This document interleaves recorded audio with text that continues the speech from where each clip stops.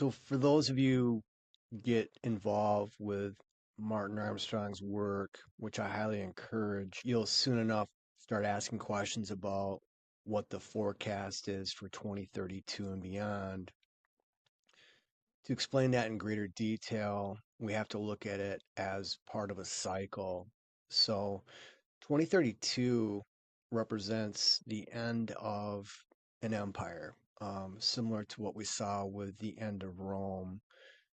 Now, Martin had asked the key question decades ago: how do empires die?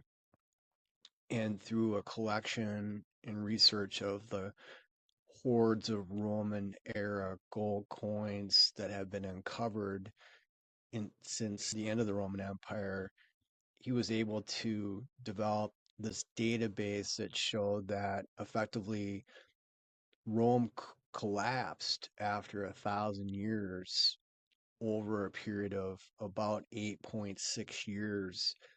And 8.6 years is 3,140 days, and 3.14 is pi. And so effectively, what 2032 represents is the end of the West in terms of its status as an empire and the shift thereafter to Asia, and specifically to what will eventually be the new financial capital of the world, which will be China. And so back to Rome, the collapse in the value of their currency tells you the story about the economic decline that took place in that last 8.6 year window. Interestingly enough, Rome's population during that same period of time collapsed from roughly 1 million to 15,000, proving that when the economics go badly for a city or a state or a country, that capital will flee seeking safety and or other opportunities.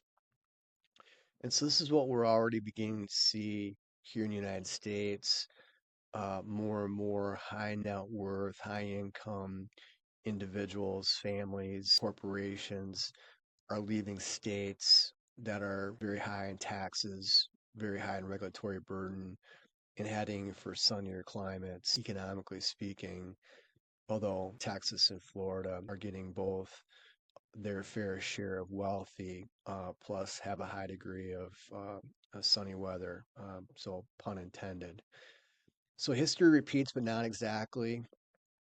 The end of the empire for the West is no different than the end of Rome. Corruption in government, debt, debasement of their currency. It's always the same thing, century after century, and we're no different. Thanks for listening.